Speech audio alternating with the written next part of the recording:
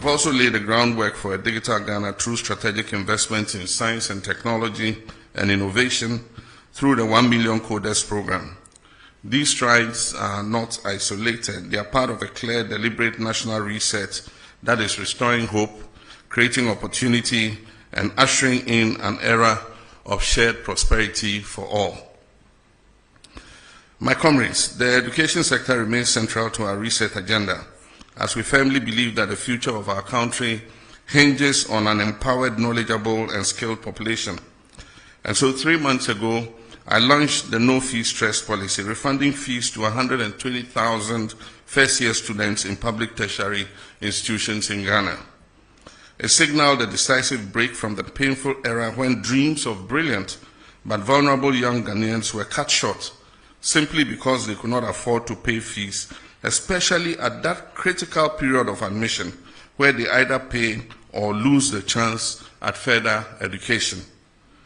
We're not stopping there. The no-fee stress policy is intrinsically linked to our broader Student Loan Plus policy, which will ensure that no student is left behind in subsequent years of study. Under this policy, students from low-income households will have access to flexible and dignified financing options to complete their tertiary education without the burden of unbearable debt or financial uncertainty.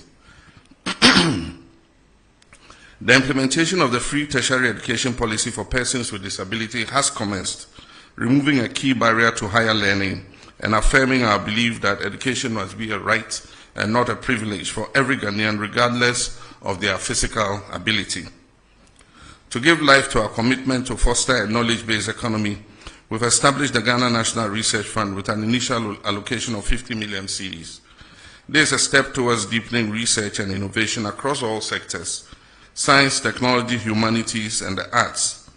For far too long, much of the research conducted by our brilliant academics has been funded by foreign institutions, with the unfortunate outcome that the intellectual property and findings are often owned abroad. With this fund, we will slowly but certainly reverse that narrative by empowering our own researchers and ensuring that Ghana owns the knowledge and innovations produced by its intellectuals. As part of our commitment to research excellence, we offer full scholarships annually to 5 PhD candidates at every university in Ghana. By investing in our thinkers, we're investing in our future and asserting our intellectual sovereignty. In furtherance of our commitments to inclusion and dignity, we have distributed over 6 million sanitary pads to our girl children in primary and secondary schools to keep them in school and help them end period poverty.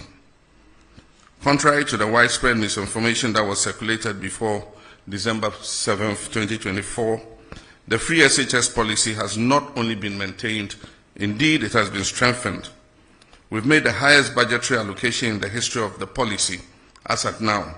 A staggering 3.5 billion Ghana cedis has been dedicated to the free SHS. We understand that access without quality is inadequate, and that's why we're implementing the decentralization of feeding policy to allow the management of schools to make their own feeding arrangements to provide students with quality meals. Our commitment to foundational learning is equally strong. Basic education has received its highest budget allocation in almost a decade, reflecting our determination to rebuild the educational ladder from the ground up, with 564.6 million allocated so far for textbooks. We're addressing long-standing challenges in the system, particularly those caused by the reduced funding of the recent past. Fellow countrymen and women, we've also turned our attention with equal urgency to the health and well-being of our people. In 2025 alone, the national health budget increased by 13.4%, rising from 15.6 billion Ghana cedis to 17.8 billion cedis, one of the most significant increases in recent years. This bold step reflects our recognition of the urgent need to strengthen Ghana's healthcare system in the face of both domestic demands and global health risks. We've uncapped the NHIL and made 66% increase in funding to the National Health Insurance Scheme, from 5.9 billion Ghana cedis to 9.8 billion Ghana cedis in 2025. This is not just a budget line, it's a life-saving commitment. These funds will help expand coverage, improve claims processing, and ensure that every Ghanaian, especially the poor and vulnerable, has access to affordable quality health care. The sudden withdrawal of $156 million in US aid health support, which previously sustained critical programs in malaria, HIV and AIDS, and child health, presented a serious fiscal and public health challenge. In response, we have readjusted our domestic expenditure priorities and ensured that the domestic safety nets are provided to cover the gap that occurred.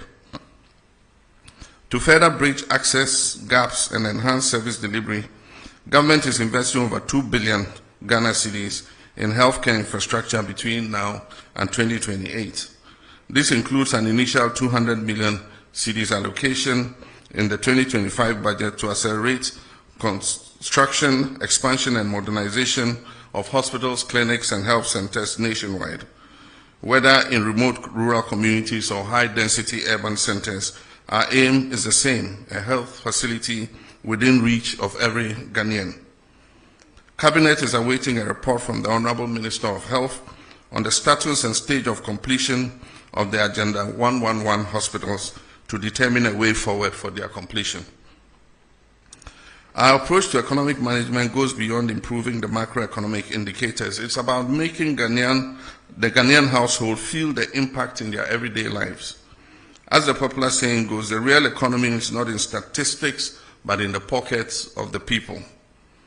And that is why I take pride not only in the clear signs of recovery and stability, but in the direct relief Ghanaians are experiencing from our economic policies. Today, we are seeing a stabilization in the price of goods and services, with inflation dropping significantly from 23.8% in December 2024 to 11.5% in July 2025, the lowest inflation rate recorded since December 2021. But this isn't just about numbers, it's about being felt across markets and homes.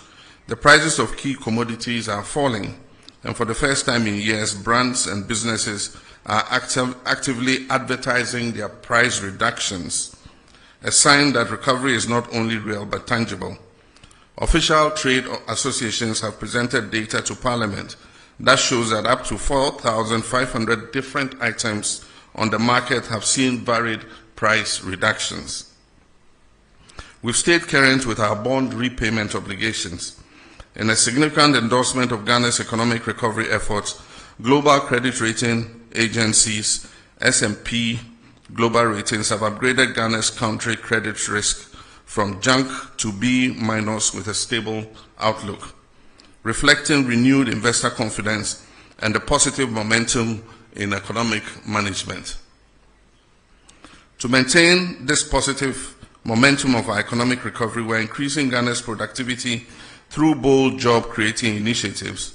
And one of the most transformative among them is our 24-hour economy initiative, a policy that is designed to boost micro and small and medium enterprise, modernize agriculture, and expand employment opportunities across key sectors.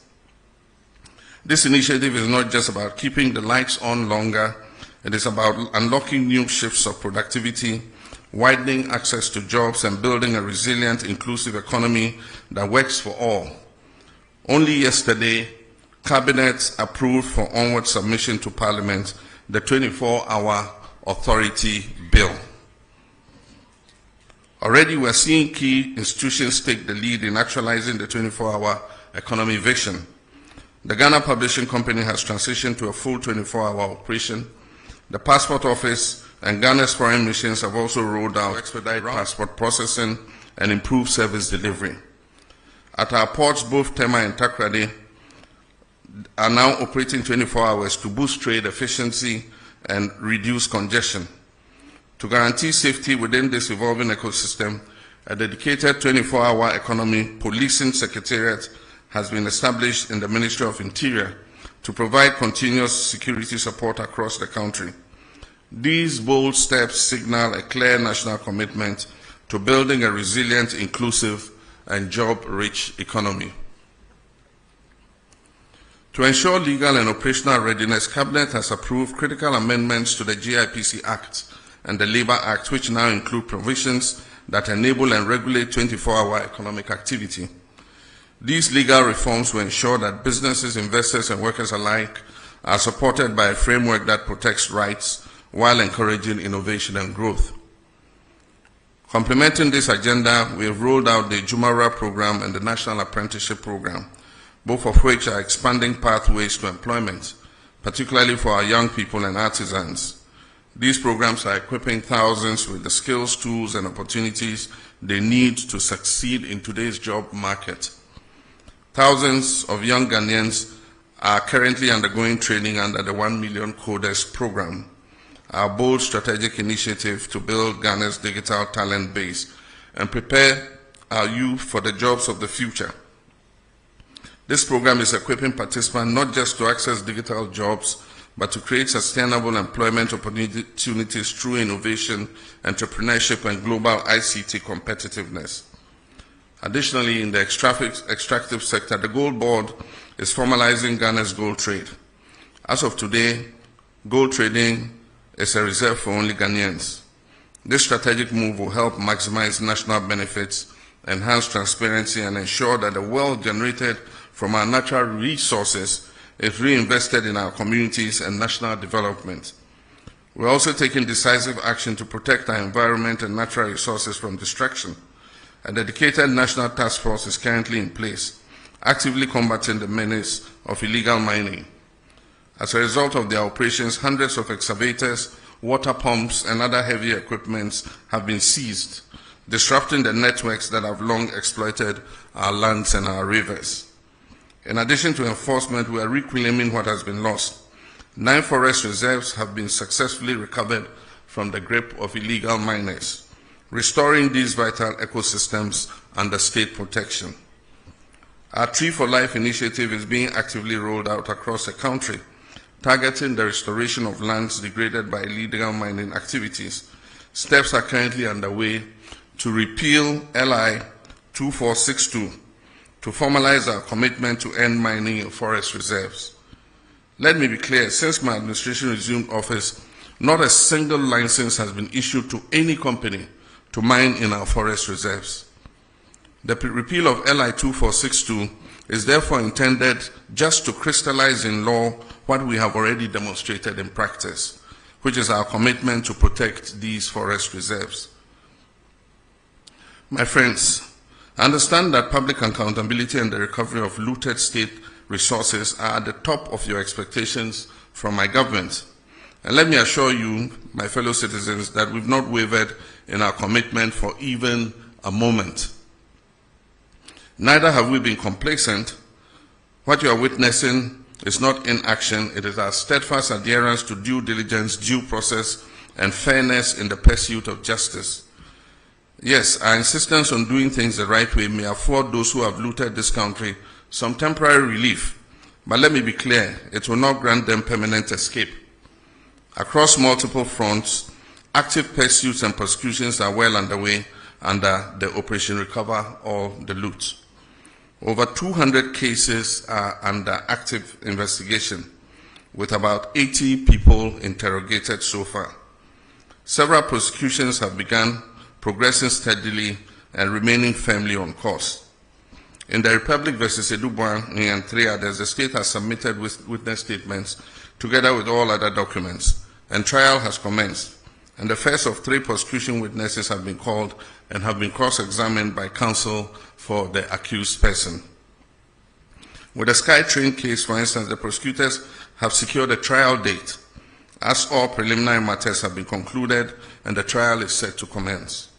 For the National Service Authority case, due to its expansive nature, charges have been drafted and will be filed as soon as the legal year begins against the following person: the Republic versus Osei Sibe, the Republic versus Eric Nyaku, the Republic versus Gifty Owari.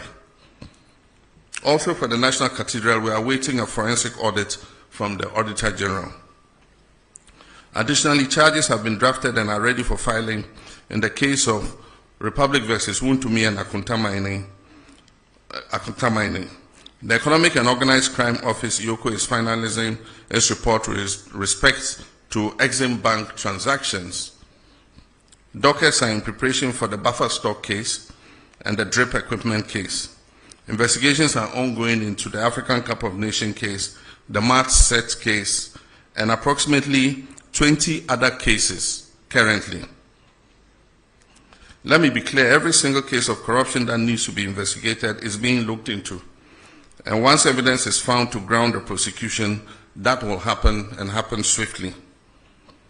Looking within, we launched a code of conduct for public officials with an insistence on strict compliance. A high-level working group has been inaugurated to draft a new anti-corruption strategy aimed at strengthening ethical governance and institutional coordination.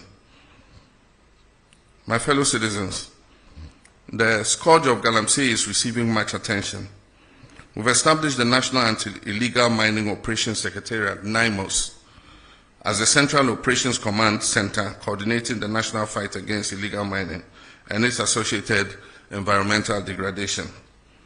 In a coordinated effort across all security agencies and the Ministry of Lands and Natural Resources, 440 excavators have been seized. Over 1,400 arrests have been made, with suspects awaiting prosecution. Over 300 Shamfang machines have been confiscated and destroyed. Over 900 water pumps seized from illegal mining sites have been handed over to the Ministry of Agriculture for distribution to farmers for irrigation purposes. Of Ghana's 288 forest reserves, 44 had previously suffered varying degrees of destruction from illegal mining. Notably, 9 of those reserves had become no-go zones due to the presence of armed groups. Through the Ministry of Lands and Natural Resources and with support from the security agencies, we've successfully repossessed all 9 of these red-zoned forest reserves.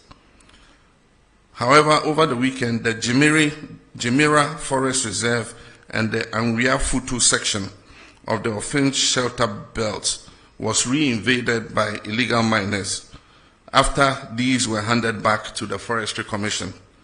The military is currently working with NIMOS to repossess those reserves and establish a permanent presence in those liberated forest reserves to prevent re-incursion by illegal miners.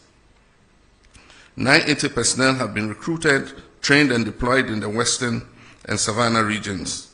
They conduct daily operations on major river bodies, serving as community vanguards to ward off illegal mining activities.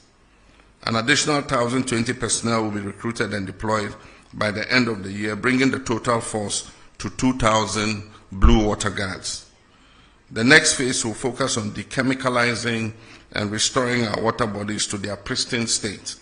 Feasibility studies for this critical restoration efforts are currently underway. In collaboration with the Ministry of Transport, the Ministry of Finance, GRA Customs Division, and the Ports and Harbours Authority, we've instituted a system for the proactive tracking of all imported excavators and earth-moving equipment from the port of entry. 1,200 excavators are going through the permitting process from the Transport Ministry, clearance from customs registration with DVLA, and tracking at the Minerals Commission. So far, we've registered 1,015 earth-moving and mining equipment.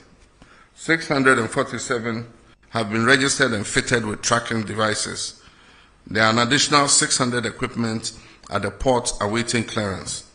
An additional 350 tracking devices are expected by September 12, 2025 to enhance this monitoring effort. The Constitutional Review Commission is actively engaging stakeholders across the country, gathering views on how best to shape the future framework of Ghana's democracy. This inclusive approach ensures that voices of citizens, civil society, and institutions are reflected in the evolving constitutional order. Friends, internal security is important for economic progress. Pursuant to our commitment to improving security, we have earmarked 1 billion Ghana cedis to retool our security agencies. The Ministry of Energy has recently granted a declaration of commerciality for the Ebang Akoma oil and gas discoveries in Cape Three Points, Block 4, confirming their commercial viability. This paves the way for the joint venture partners ENI Vitol, Woodfields, and the Ghana National Petroleum Corporation to proceed with a full plan of development of this oil well. This milestone brings us closer to increased oil and gas production, job creation, and enhanced energy security, reinforcing our commitment to responsible resource management for the benefit of all Ghanaians. We've also approved the construction of a second gas processing plant, GPP2, to double our national processing capacity and set the stage for cheaper, cleaner, and more reliable power generation.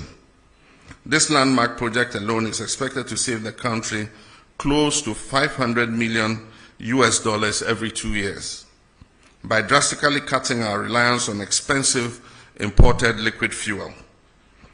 Beyond the cost reduction, it is projected to create over 1,000 direct and indirect jobs, fueling both industry and livelihoods. We can all attest to the fact that the looming threat of Dumsor we inherited in January this year has been averted. Through strategic interventions and swift action, power supply has remained stable across the country, ensuring uninterrupted electricity for households, businesses, and essential services. We've made significant strides in restoring fiscal decentralization.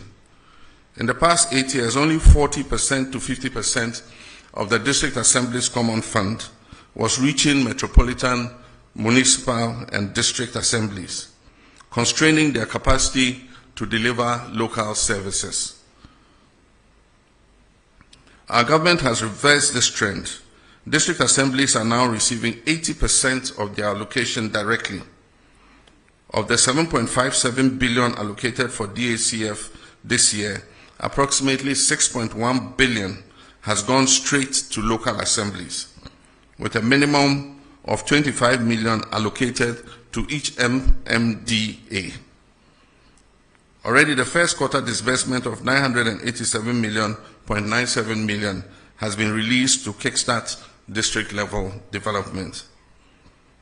To ensure focused impact, Cabinet has approved expenditure guidelines for the districts.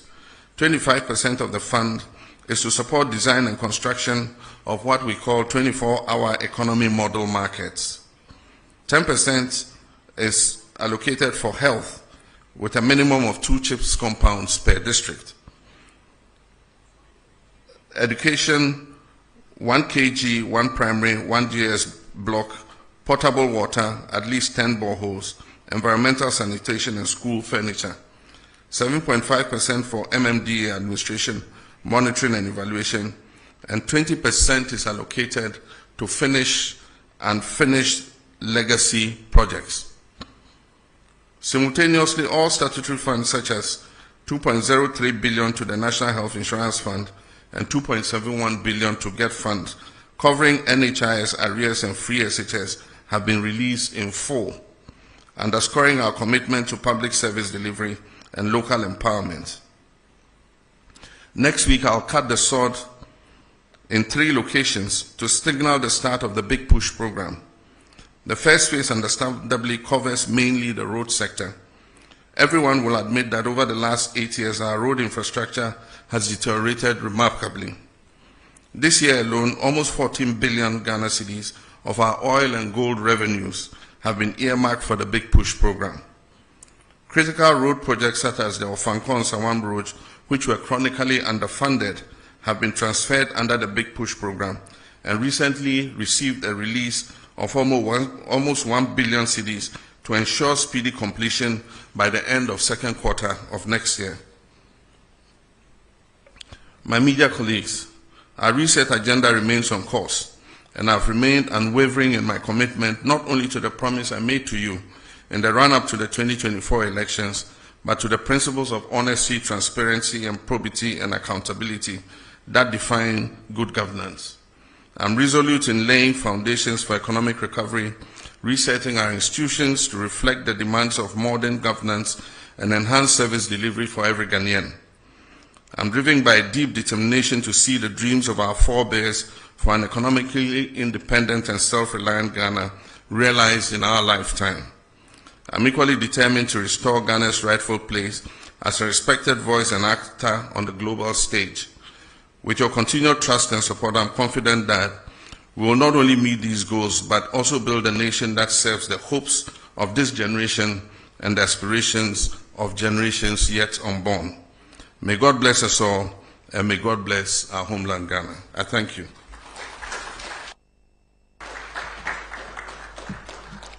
Thank you very much, Your Excellency. At this stage, we will delve straight into the question and answer session, which will be guided by the following rubric. There will be one question per questioner, and this is to ensure that we maximize the time. This program is supposed to last for 1.5 hours, and we are due to leave here at 9:30. I would also entreat you to avoid lengthy preambles to questions so that we can afford as many of you the opportunity to ask questions. There will be 5 batches of questioning with 4 questions in each batch. 2 microphones will be placed on either side of the middle row to enable these questions to be asked. So at this stage, I'll call on the ushers and stewards to position the microphones so that the questions could be asked. Okay, so the gentlemen on either side of the middle row are with the microphone. So if you want to ask a question, please put up your hand. You catch my attention, I will. All right, so we have the president of the Ghana Journalists Association who is supposed to embody your collective aspirations. So I would accord him the courtesy of asking the first question. So Mr. Jumfo, you may ask the first question. After which I see Kojo Prekodankwa, and then the Moses of Bloomberg, and then one lady in the middle to bring the number to 4. Mr. Jumfo, you may ask your question, please. Thank you, Honorable Mr. President. Thank you so much for this opportunity, and having been given the opportunity to set the tone for the media encounter. Permit me to commend you for availing yourself for this media encounter and for your commitment to transparency and accountability. Your willingness to face scrutiny just 8 months into your term set a commendable example of good governance. We also wish to commend you for your assurance and firm commitment to safeguarding the safety and protection of journalists across the country. Now my question, Mr. President, as you may be aware, remuneration and general working conditions in the media are not the best, especially in the state-owned media, which falls under the authority of government. This situation is a key factor in our low ranking on the World Press Freedom Index under the economic indicator. What measures is your government putting in place to improve working conditions in the state-owned media and also to provide relief for those in the private media? Also, assault on journalists are on the rise, and I know this is of great concern to you as a journalist yourself and a proud member of the Inky fraternity. The Ghana Journalists Association would therefore like to know what your government is doing to address this disturbing trend. Thank you, Mr. President. Thank you very much. Kojo, you may have the microphone now. Good evening. My name is Kojo Prekodankwa, Kesman Media. In your remarks, you did touch on the issue of mining, and I want to commend your government with the achievements you chalked. But recently, we heard that Ghana Water Company is proposing almost about 280% increment in tariffs. One of the major reasons they raised has to do with Galamsey and how it is affecting them to get us good or potable water. In this way, I would want to ask, Mr. President, would you then consider the argument that we should have the state of emergency when it comes to illegal mining? Thank you. Thank you very much, Kojo. I believe I called the Moses of Bloomberg. Yes. Your Excellency, thank you very much. My name is Akol Moses, a correspondent of Bloomberg. Your Excellency, Ghana's economic indicators have turned into a positive trajectory, and buoyed by the ratings you also referenced and investor confidence. Do you think that that gives enough scope for you to go back to the international capital market, maybe for your first Eurobond after the defaults? Thank you. Okay, so we'll take the final question in this batch from the lady whose hand is up.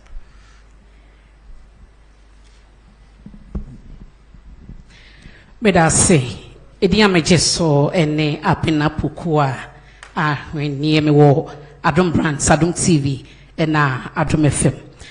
Masen bisa efa enkania boy and yenim say ECG a proposed 225%. Yenim say me mo and tumo by a base 2.45 in July a cost by 14.75. Then now see him say a bino one is so the 24 economy or the bayejuma na Ghana for the donya mufaso. It is say ECG the 225% increment eba. Yenim hawa proposal no eni hunkumudi be kone percentage of debate na ebeko Ghana for be na company say anoyeden ye bisa se betumenya nsunsanso e wo 24 economy no so Ghana for butum e na ebiom saban be hwese obeso asene eye subsidy ama omanfo ho atoma na medase. So His Excellency the President will field these questions at this stage. Thank you. Thank you very much, President of GGNE. Your question is a double question, one on remuneration and the other on assault of journalists. With regards to remuneration, I would say that it's not only journalists in the state-owned media who are dissatisfied with their salaries. Public service salaries are not living wages. I agree with the TUC that we must work towards a living wage. All of us are dissatisfied with the salary we get as public servants. The private sector offers better remuneration, but that's why we have to work together to grow the national cake so that we can pay ourselves better. And that is why there's agitation for cancellation of Article 71 in the Constitution, because we all must feel the pinch so that we can grow things together. But when you cushion a certain constitutional class and they have more cushy remuneration than the other people, then it creates a kind of discrimination between public service. And so our advocacy has been for an independent emoluments commission that would deal with the salaries and wages of all persons in the public sector so that we grow those wages together. In our first incarnation under Professor Mills, we established a single spine salary structure. And that salary structure was supposed to uniform out wages in the public sector so that the disparity would not be too wide. So if you are a secretary in GBC compared to a secretary in, say, Bank of Ghana, there will not be that very wide disparity. Unfortunately, the single spine atonsium, because of the inability to maintain the discipline in public sector wages. Over the last 8 years, the group that is able to strike the most gets more addition to their wages than those that don't go on strike. And so the disparities have occurred again. And so we're in consultation with organized labor to see what we can do about reforming public sector wages. And I'm sure that if those wages are made better, journalists working in the public sector would also have an improvement in their remuneration. With the private sector, government does not have control there. And what happens is we have such a proliferation of private media that advertising revenue is not enough, to be able to maintain the kinds of salaries that we all expect. Maybe if we had fewer, then the advertising revenue would go around and people can have more. But our constitution guarantees freedom to establish a media of mass communication. And so you cannot restrain how many radio stations you have or how many newspapers you have. And so it's something that we have to live with for a while. Natural competition will phase out the stations that are not competitive, and those that are able to survive will see that they're able to make more money from advertising. The main revenue for media all over the world is advertising. And so we'll see how that goes. I've condemned assaults on journalists in any form. Journalists are doing their job, and their job is to bring news to the doorsteps of our people and to inform them, educate and entertain them. And so at every event you will have journalists there. Unfortunately, some security personnel have developed a penchant for just harassing journalists. And so it's a matter of educating people. It's a matter of, sanctioning people who assault journalists. And I've been speaking with my president of GJA, saying that we're going to bring them together with the security agencies so that they must carry out an awareness amongst their people who provide security at events, that if you see a journalist at an event, he is also doing a job like you, the security person, are doing your job. And so you don't have the right to assault them or to manhandle them. And so we'll keep working at it. I mean, definitely, as a member of the GJA, a lifetime member of the GJA, there's no way I'll condone assault of journalists in any form.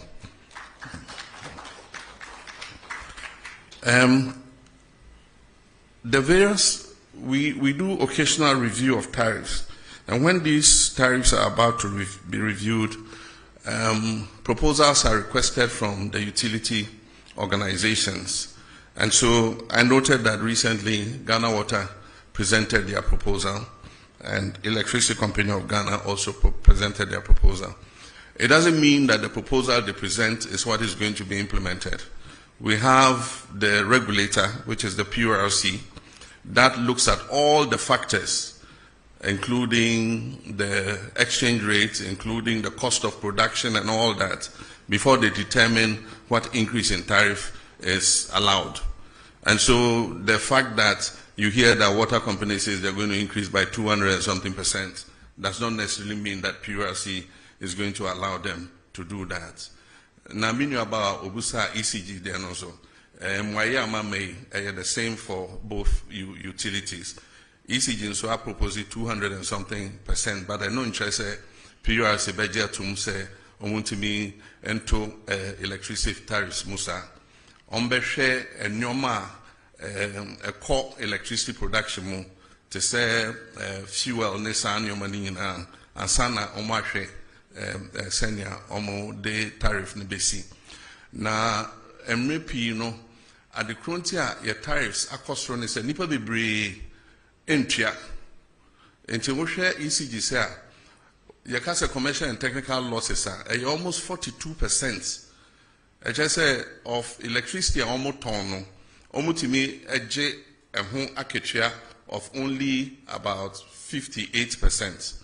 Na eno anka wiase afana bia ankasa edwuma ya se wo ye edwuma bia na bibia woton bia wonya just return of 58%. Anka by now edwuma na gu nso akoya aban de se ekire so na aban abeboa ekire so na aban abeboa enti afi de ya sesa omo hwe edwuma no so na ya kenya omo se omo sorry na omo nante na nia onkrofo mu wia iram kania no ni ade nyina ye cheche omo na ye ntwe omo aso efise se ye nyina atwa ebema eton no ebo na fom enti edwuma ye begu so aye Bloomberg, yes, we're quite happy with the outcomes of the reforms that we have been implementing in the economy. And we have survived without going to the capital markets.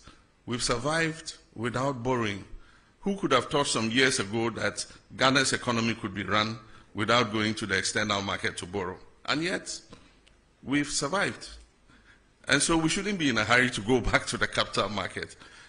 All we've done is to reorder our expenditure and push funds to areas that are of priority. And so that's all we've done.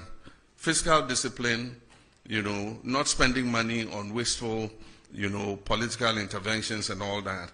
And that is already showing the successes in the market. I mean, we've gone from negative 3.4% on the primary balance to positive 1.1 as at now.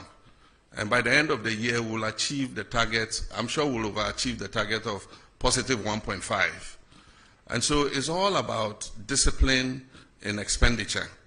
And so for me, as the president, I would not favor a quick return to the international capital market. I think we should go like this for a while and consolidate the economy before we look at external financing. Thank you.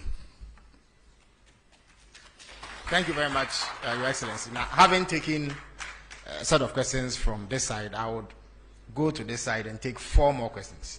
Kamini, you may have the first shot.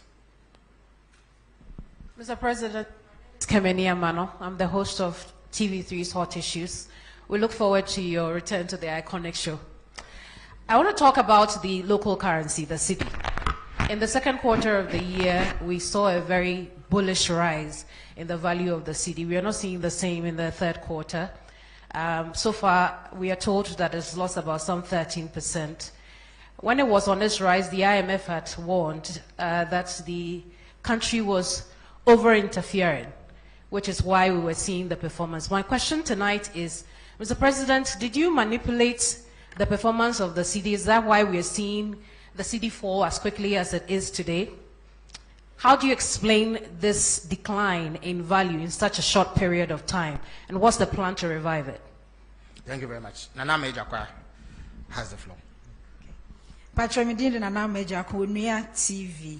My question is oral. I'm saying, Mr. President, what can PFA oral?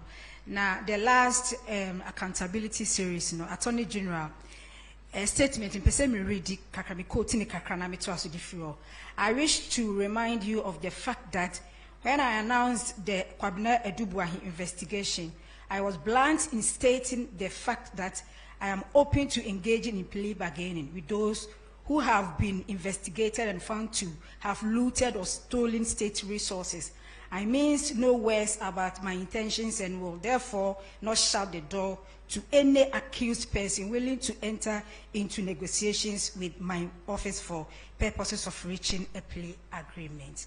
Yenim se ya criminal and other offenses procedure amendment act 2022 plea bargaining. But my question is say fight corruption. As Attorney General, State Attorney say we be na upon the atohonomwa. Say we loot state resource and as a fund bra. Then we may negotiate. Does it mean say we beti as say sikana me fire no me tuya ye jai no ana and they were honomwana. Me question no it does. Justice from Xinhua News Agency. Thank you very much, Mr. President. My name is Justice from China State Media Xinhua News Agency. Looking at the global trade crisis that was ignited by the United States President, people have been wondering what countries like Ghana would be doing as a response. But we realized recently that the Chinese government has actually granted all African countries a zero tariff into their market. What will Ghana be doing to take advantage of that for our trading to be boosted as a substitute to what we may have been losing from the United States side? Thank you. Before I take the final question from here, let me indicate that we are joined by journalists from across the regions through the power of technology. So as and when the technical folks sit down me, I would ask them to also contribute to this question and answer session. Alfred, you may have the last word in this batch. Thank you. Good evening, Mr. President. My name is Alfred Okanse. I work with TV3 as part of Media General. Just on the back of the oral question that was asked by a colleague of mine, over the weekend we had the General Secretary of your party indicate that there are some NDC lawyers who are cutting deals with some persons who are standing trial for acts of corruption. Is this statement one that you're minded by? And if you are, what are you going to do about this, especially because of how committed you are, as you indicated, to pursue oral because the Ghanaian people expect that you should do so? Thank you. Thank you very much, Alfred. Now, we are joined by William Menta from Rich FM. So, William, if you can hear me, you have the floor. Okay, so my name is William Menta from Asimfosu-based Rich FM Central Region. And Mr. President, Central Region is known as the heartbeat of education and tourism. Yet our people still struggle with unemployment and underdeveloped infrastructure. What specific steps is your government and our strength into real jobs and opportunities for the youth? Thank you. Thank you very much. Your Excellency, you may answer this question, sir.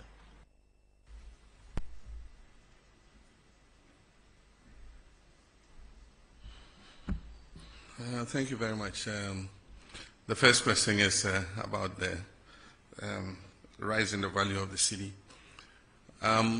We recognize a very steep appreciation in the value of the city in response to the reforms that we were carrying out. And for those of you who listened to me, there was one occasion where I said, people were asking whether it will go below 10. And I said, it is dropping, but it will find its true value. It was undervalued at 16, and it probably is overvalued at 10. But somewhere between there, we have the real value of the city. And so I believe that it is about stopping rapid depreciation of the currency. Almost every currency would realize either depreciation or appreciation in the course of a year. But when you have steep depreciation of about, like we had in 2024, 25% depreciation in the currency in the first half of the year, it makes planning difficult. And so, yes, Bank of Ghana has been intervening in the forex market, but they've withdrawn. And what happened was that because of the rapid appreciation in the value of the cedi, we saw an exponential increase in imports, because then people could buy cheaper dollars and so they could import more, which is a natural economic phenomenon. But on the other side, exporters are not happy because they get less cedis for what they export. And so every country tries to find out a balance where exporters are able to do good business and importers are not overburdened by high forex rates. Where that lies, I don't know. I'm not a central bank. But the cedi is making an adjustment, and I believe that it will settle at a certain rate, and we will make sure that any depreciation that occurs in the value of the cedi is within a margin of about 5% per annum. That is what we target. And so for now, there's still speculation. It's also coincided with a period where we saw a reduction of 50% in remittances, because citizens in the diaspora were taken aback by the rapid appreciation of the cedi. And so if somebody was building a house, if he was going to send $100,000, it meant that he was losing a certain percentage of that 100,000. And most of them would decide to adopt a wait-and-see attitude and say, oh, no, as for cedi, it's not possible that the cedi can regain its value to that extent. By all means, it will go up again. So I'll hold back my remittance until the cedi goes back up. So we saw a 50% reduction. But there were also some other factors. There were some money transfer companies that were collecting cedis abroad and not repatriating collecting dollars abroad and not repatriating the dollars. There were other which we're investigating. There were other cases where people applied through the commercial banks for foreign exchange to cover imports, and those monies are transferred to pay for imports, but the imports never came into Ghana. And we've studied a period of 4 years, and over the period of 4 years, about $42 billion was taken out of this country without the corresponding imports coming into the country. And so we started sanctioning some banks, and soon we'll start interrogating some individuals who ostensibly took money out against imports but never brought those imports. We want to know what happened and if there was wrongdoing to sanction whoever it is. While we work to stabilize our economy and improve the value of our currency, we must protect that currency, because a strong cedi is good for all of us. But when that happens, some people try to take advantage of it. And I think that we should all condemn anything like that. FR investigations now with regards to oral. Senya Okayano, MPP address almost the Shishebi by IMRA se abani wudi FR case bi ho se ebia wafesika na bibia o akwenya obetimi aka se yo ene aban case na mode kwedu amode bomeno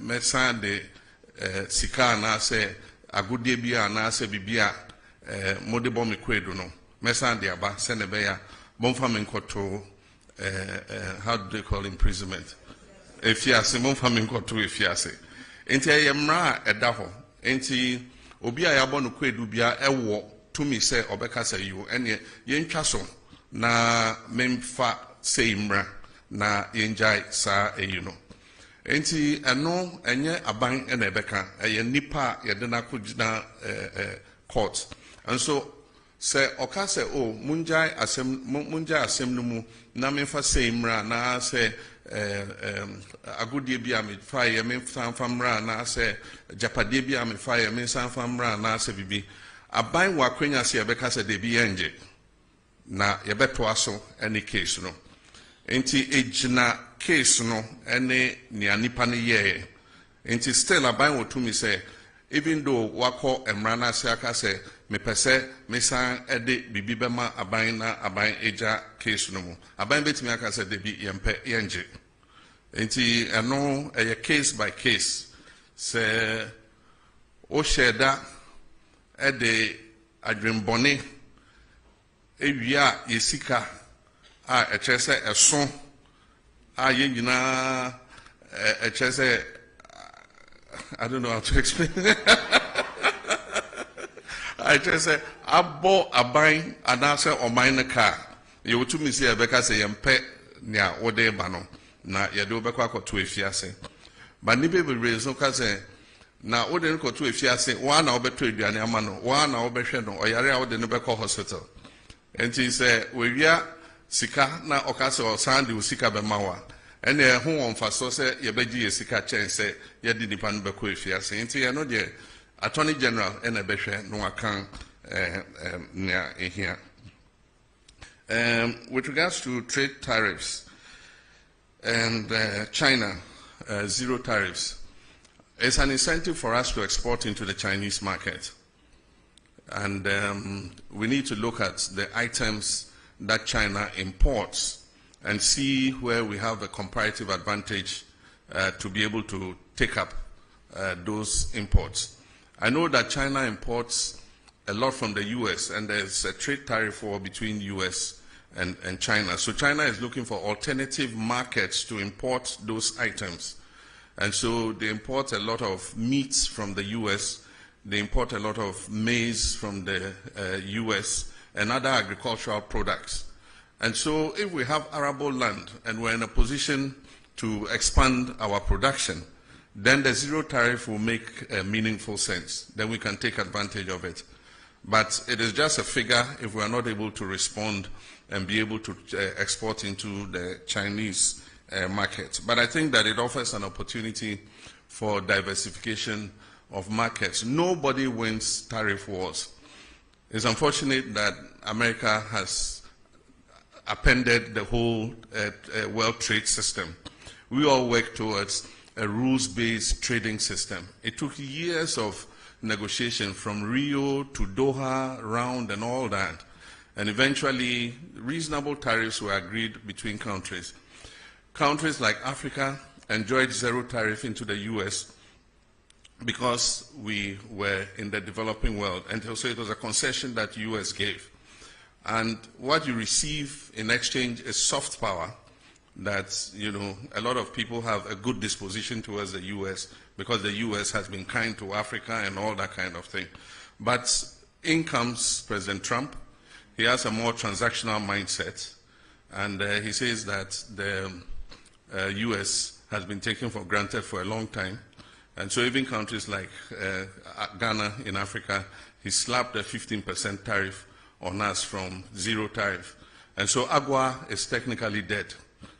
It was due for renegotiation in September. There's no way with this 15% tariff AGOA is going to be renewed.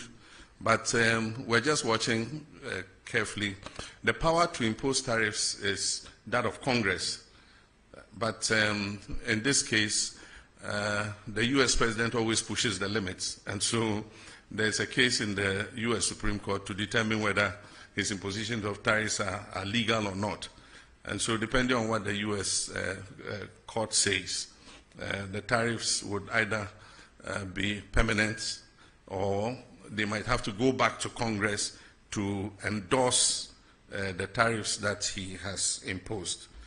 And then from the Central Region, Rich FM, he asked what we're doing to enhance the tourist attraction of the Central Region. It's all about infrastructure. It's also about service. With infrastructure, even the travel time to Central Region is a major problem. In Ghana, we've maintained single lane, highways for a very long time. They are prone to accidents. A lot of accidents occur. Now every day you hear there's an accident on the Kumasi Road, there's an accident on the Cape Coast Road. And that is because when two vehicles oncoming and going are using a single lane, the tendency for, head-on collisions are very real because of wrongful overtaking and all that. So one of our first things that would enhance tourism in the Central Region is that we're dualizing the road all the way to Takoradi. It will reduce travel time to Cape Coast. It will allow somebody to wake up in the morning, travel to Cape Coast, enjoy his tourist experience, and be back in the evening to Accra to sleep. And so reducing the travel time will help enhance that. But apart from that, we must identify what the tourist sites are, improve their attractiveness, and also improve the service delivery. One of the things that affects tourism in Ghana and West Africa is that our service is poor. You go to a restaurant and they think that they are doing you a favor. You go to eat and they think that you owe them, to serve you.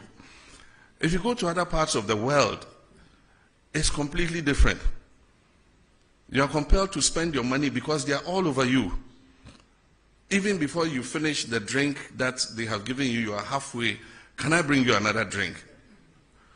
And if you are the shy type and things, you always say, oh, yes, yes. And you forget that you have to pay for it. And so we must improve our service delivery. Owners of services must take professionals who know how to be courteous to customers, to know that we are in this job because you've come here to eat or you've come here to do this. And so that's one of the drawbacks of our whole tourism experience. And most times you spend so much money, set up an establishment, instead of going for professionals, you go and haul your relatives from the village to come and serve people. They pay and they can't even get their change. You can't find the waiter who took your money. And when you even find them, he says, oh, we have no change. I mean, they have a certain sense of entitlement. And so until we reform all these, and it's an attitudinal problem, until we reform all these, and people who own these establishments make sure that service delivery is at near 100%, we would not be able to attract enough tourists into our country. We have a beautiful country. People come and, they just say, look, this country is good. But if you hear a lot of the feedback and you say, oh, but what is negative about it? Oh, your service is not the best. Always, I mean, that's the feedback that comes. But the government will do its part. Government has the responsibility for making sure the infrastructure is good. And we're starting with the road, making sure that we dualize the road all the way to Cape Coast and Central Region so that people can travel easier to go and enjoy the tourist attractions there.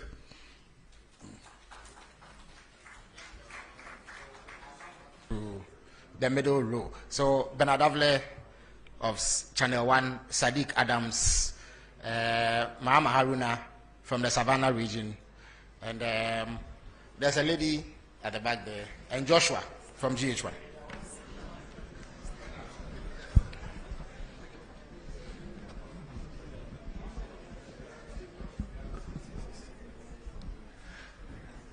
Thank you, Felix.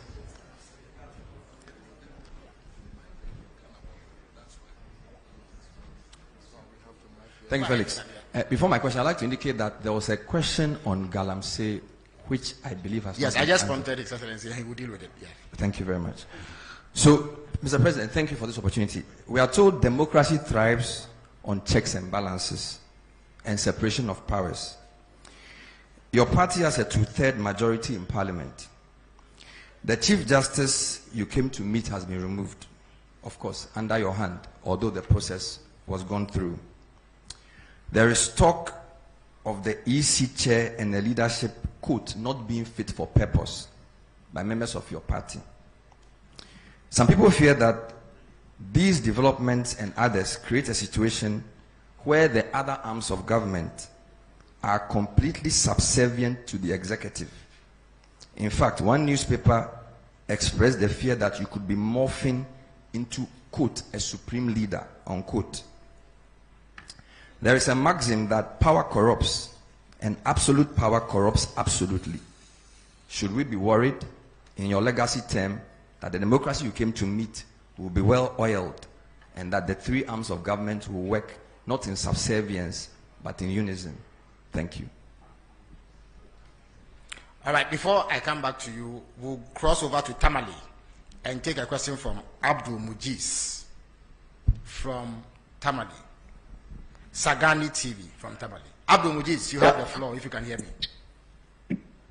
Thank you very much. Mr. President, good evening. My name is Ba Abdul Mujiz from Tamale. My question has to do with the Tamale and Yendi water project. I would like to know when.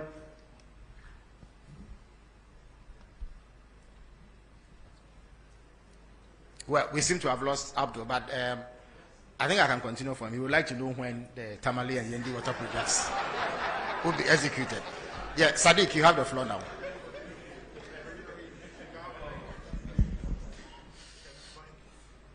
Good evening, Mr. President, and thank you very much for this opportunity. My name is Sadiq Adams from Angel TV and Angel Radio. Mr. President, the question is on national unity and peace. There has been a recent spate in social media accounts created by unidentified people purported to be representing ethnic and tribal groups. We have seen some vile attacks, pockets of that on social media, TikTok, and some of them in real life.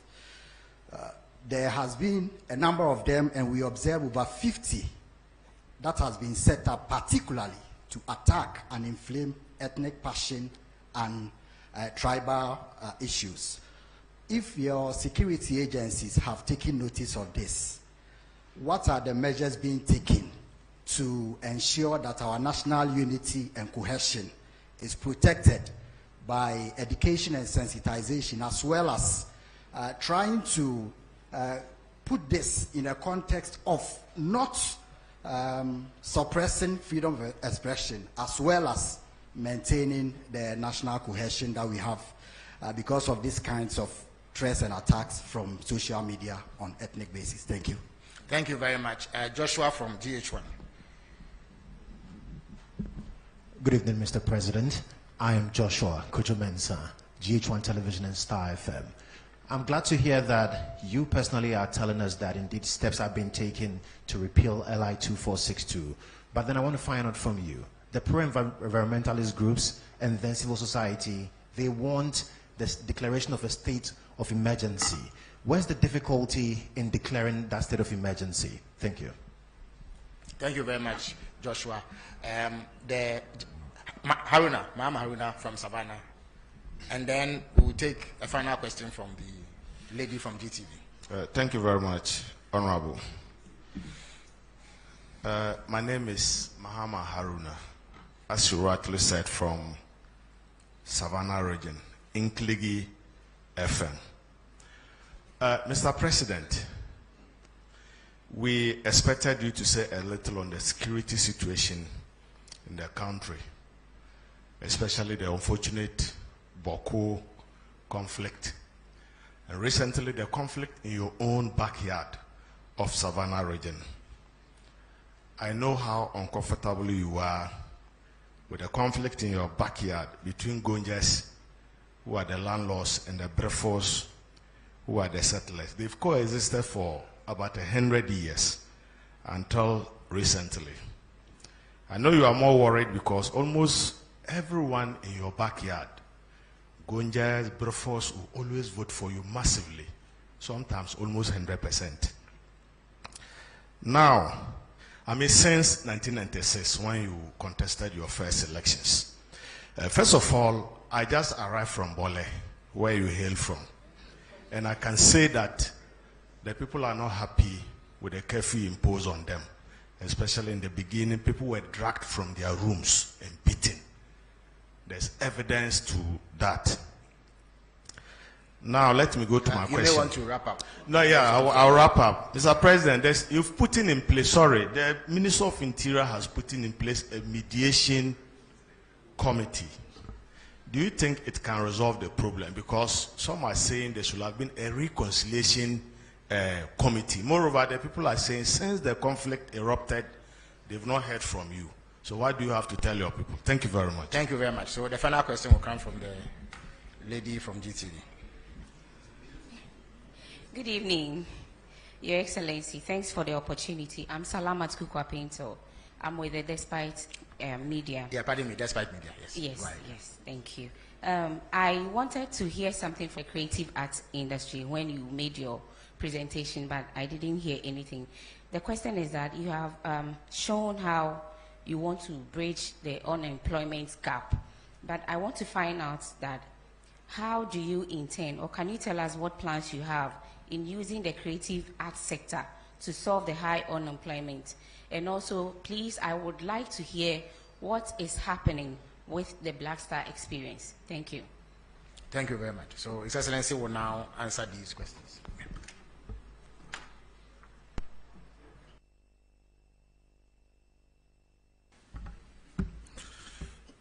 Thank you very much. Let me first apologize for missing one of the questions, and that is the accusation that there's interference in terms of the oral investigations. I would have very conveniently said the General Secretary himself is here, and so I'll call him to present his evidence to the public. But I can assure you that there's no way anybody can interfere. I cannot be in people's mind to stop them from attempting to interfere, but I am responsible for making sure that that interference comes to naught. And so I closely monitor. I hold regular meetings with the Attorney General. He briefs me on the status of investigations. And so I'm confident that, the cases will go ahead based on their merits and that nobody would have the opportunity to interfere. If anybody goes lobbying people or paying people to interfere, they probably are just throwing away their resources. All cases will be investigated and come to their logical end. If people are exonerated in the courts, that's what justice is all about. We will do our part, and we're being painstaking in preparing the dockets, and that's why people are complaining that it's a bit slow. But you don't want to hurriedly take a docket to courts and have it thrown out on technicality. And that's why you need to make sure that by the time a docket is prepared and prosecution starts, you have a watertight case that will ensure that you get a conviction. And so that's the process that we're going through. There was also a question that was tied to water, but it also had to do with Galamsey. It says that the justification for water company asking for such a steep increase was because of the cost of treating the water. And I answered it in terms of the tariff, but not in terms of the Galamsey in the water. But in my statement, I indicate that we just started with the Blue River Guards. We're training more and more of them. These are long expanses of water bodies. And so far, those we've trained are 600 and something. They are not enough to cover even the length of the Ankobra. And so as we recruit and deploy, because they patrol the water bodies, if they see any Shamfam machine on the water body, they seize it and we burn it, we destroy it. And so I gave you the number of Shamfam machines we have seized and destroyed. As we continue to increase the numbers of these Blue River Guards, I'm sure that we'll be able to cover the tunnel, we'll be able to cover the Pra, we'll be able to cover the Ankobra. And we hope that then we will start seeing, some reduction in the turbidity of the water. But even more than those on the water bodies, the destruction is the forest reserves. Because the rivers take their catchment areas from the water reserve. So if you destroy, from the forest reserve, if you destroy the forest reserve, the river or the stream will dry up, because where it takes its water source will no longer exist. And so that's why at the beginning of the struggle I said our focus is going to be on the water bodies and the forest reserves, and then we can stretch out to other areas. So as we train more Blue River Water Guards, we would see an improvement in the turbidity levels of the waters. Bernard said I'm in danger of becoming a supreme leader. Look in my face, do I look like a supreme leader? And that is to paraphrase Prof. Star. Mills, do I look like a cat hunter? Do I look like a supreme leader? I'm a Democrat true and true. And even when we attained 2/3 of Parliament, I said that we're not going to use it to ride roughshod over the minority, and that we're going to give opportunity for democracy to flourish. And so we don't intend to use our 2/3 majority to steamroll our democracy. We believe that even though the people of Ghana gave us that overwhelming majority, it wasn't meant to turn Ghana into a dictatorship. They gave it to us in order that we could carry out reforms to make our governance better. And I think that we stand a very good chance with that 2/3 majority to finally move the amendments to the Constitution that we have all wanted. In the past, because of hung parliaments and all that, we couldn't make any progress, because there are some of those amendments for which you need an overwhelming majority. And so Ghanaians have given us that opportunity and say, look, go ahead and do these things so that we can have a better constitution that will take Ghana for many more generations to come. And so that's what I believe. But I certainly am not on the way to becoming a supreme leader or an autocrat. Yendi and Tamale water. Yendi, Tamale, and Damango are 3 urban areas in the northern regions that suffer severe water scarcity, especially Tamale. Tamale is probably the biggest city in the whole of the 5 northern regions. The population has been increasing rapidly, and the water system has not expanded as fast to meet the demand of a growing population. And so we have to urgently expand Tamale, Yendi, and Damango has become a regional capital. It has started growing very fast, and it faces a scarcity of water. The Tamale and Damango water systems are under an EU program, and recently when I went to Brussels, it's one of the things we discussed. There's funding available for those 2 water systems. And so because we have a cap on our credit, external credit, of $250 million a year, we have to find space within that to be able to accommodate Tamale and Damango water. But I want to assure you that they are priority projects for government, and we definitely would fund them and make sure that before we leave office, Tamale and Damongo get sufficient water for those cities to thrive.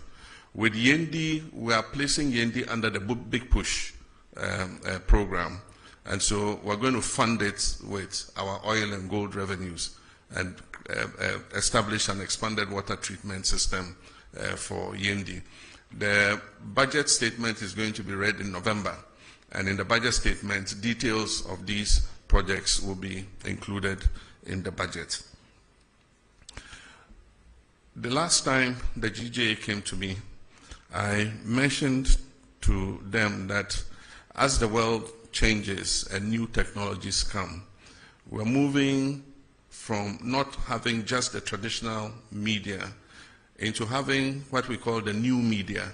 These are all the new social media instruments like TikTok, like Facebook, like X, and all of them. And so the traditional sense of journalists like you, most of you trained and working in media houses that have a corporate identity and can be held responsible for the information that you put out, is beginning to change. We have a new crop of I'll call them neo-journalists, who anybody with a phone and a camera can report news or comment on national issues. Now the point is, who holds those people responsible? And that's what he's saying. If you go to some of the WhatsApp platforms, or you go to some of the commentaries in the TikToks and others, we have what we call hate speech, incitement to violence. Those are criminal, despite the fact that we have removed the criminal libel laws. There are some laws that make such people accountable, because if we don't regulate that sector, it can lead this nation to war. There are some of the incendiary statements that have been made in the Boko situation that are fueling some of what is happening there, making people hate each other and see each other as enemies. It's been the same in the Gonja Brefo thing. Some people fanning and inciting violence against each other. This falls in the ambit of the National Signals Bureau. And so the National Signals Bureau now has the technology to use your IP number and find you wherever you are. So I'm sending a signal to Ghanaians that we can find you those doing those hate speech and things. We'll use your IP number, we'll trace you. And when we trace you, we'll deal with you under the criminal code for inciting violence and disturbance of the peace. But I believe that beyond that, we must start making regulation for this new media, because it's unregulated. And so anybody just takes a phone and says, oh, this plane crash, I wish that so and so had been the one in the helicopter and had died, and dwarfs have eaten him in the forest. I mean, why would you say something like that? And so we need regulation for that new emerging media. But in the meantime, the National Signals Bureau has been given the full authority to track down people who do that kind of thing and bring them to be sanctioned under the criminal code. I've been reluctant to implement a state of emergency in the Galamsey fight because we've not exhausted the powers we even have without a state of emergency. We have the opportunity to arrest anybody, to confiscate any such thing. There are laws for forest protection and all that give us enough powers to be able to act. Implementing a state of emergency might sound nice, but it should be the last extreme, the last resort. So for now, let's exercise all the powers we have. And if it becomes necessary for a state of emergency, then we'll look at it. It means we have to go to Parliament. The President can't just declare a state of emergency without, going to Parliament, because there's a limit to how long you can maintain that state of emergency. And so I believe that we still have leverage to continue to fight Galamsey without necessarily implementing a state of emergency. It means that we have to delineate the areas where the state of emergency is operational. And if you look at the area where Galamsey is taking place, it covers several districts of our country. And so we would do it if it becomes necessary. But for now, I think that we've given the security services enough powers to be able to deal with people who are found to be involved in Galamsey. With regards to the security in the Sola, Tuna, Kalba, and Bole districts, it was an incident over a small plot of land, like the land you put a container kiosk on. That's all. And it has led to over 30 deaths. Somebody has his house, and there's a land between the house and the street. And he wants to build shops on that land. And then there's a dispute with the chief. And then it leads to gunfire and then deaths. It's most unfortunate, like the questioner said, these are two groups that have lived in peace for so many years and are intermarried. There are people from one side who are married to their others, people from one side that are married to others. I, for instance, am such a mixture of people, I don't know who I am. Part of me is Vagla, part is Safalba, part is Gonja. I mean, quarter of everything. And so if my ethnic groups are fighting, it means my body should be fighting with different parts of my body, because I'm a mixture. My blood is made up of all those ethnic groups. And so it's most unfortunate. And so we've put in a mediation team. We mentioned the members. The 2 MPs are supposed to be ex-official members to work with the mediation team. If you look at the terms of reference in the mediation team, there's also reconciliation. And so even though we call it a mediation team, its terms of reference includes reconciliation. So we've given them the full authority to meet both sides, to perform purification rites, to cleanse the land of any blood that has been spilled and all that, and then to come out with recommendations how to improve relations between the two groups so that they live in peace. There are few feudal practices that have been complained about, you know, where people are called to chiefs' palaces and shipped, or they are forced to give up their animals and things. We need to look at all those practices too as we go forward. We're in a modern society, and so sometimes some of these things we must take another look at them. I've been accepted by all sides. Indeed, sometimes my greatest supporters were people of other ethnic extractions other than my own Gonja extraction. I won elections not because I was a Gonja, but because of the person that I was, you know, and I enjoyed a good relations with everybody. And so even though I haven't visited yet, I have not gone there yet because I want peace to have a chance, but I've been pulling the strings. I sent a delegation to the Yegbonra to prevent him from leaving Damango and going to Biniri, which would have escalated the conflict. And he listened to me as a father, and he refused to go. I stopped the Bolera too from going there. We gave the chiefs an escort to go and see the place where the incident happened.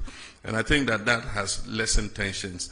As I speak, we've given the security services the authority and the resources to begin to bring some of the displaced people back to their communities. And so we're going to work hard to make sure that we bring peace to Gonjaland. We need peace to develop. Our common enemy is poverty, it's not each other. Savannah is one of the poorest regions in the country, and so we must rather be fighting poverty rather than fighting each other. The last one, the creative arts. The creative arts is one of the important sectors. What we notice is that the creative industry creates jobs faster than the traditional sectors that we have known. By the time sector or manufacturing creates one job, the creative sector, digitalization, knowledge industry, arts and things would have created about 5 jobs. And so that's an area in which we have to continue to invest. And that is why we created them as a ministry together with tourism. The Black Star experience will take off. They've been working on all the foundational issues, and you'll soon see a sign of it. In the next budget, we're going to make some allocation for the creative arts, for the film fund, and to support Kuma Wood and all the filmmakers, to support the music industry, to support the arts and all that. We need to put our money where our mouths are. And I think that the creative arts are a good representation of our culture and who we are as a people. Thank you. Excellency. Unfortunately, due to constraints of time, we would take a final round. So I will start with the gentleman from TV5 Le Monde, and then let me be inward looking and call GTV, who I superintend. I see Kojo Yankson at the back. Let me come this way and call the gentleman from BBC. And then I'll give the final slot to a lady, the lady at the back. That would be it.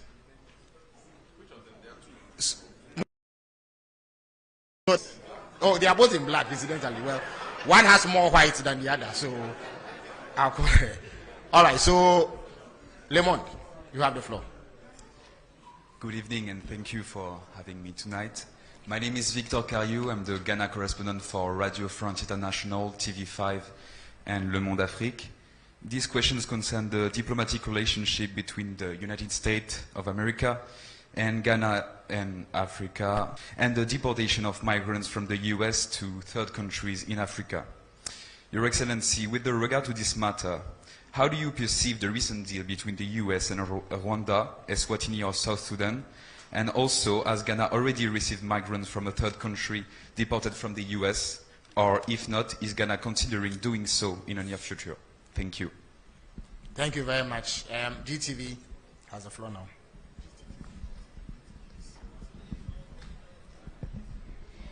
Thank you. Good evening, Your Excellency.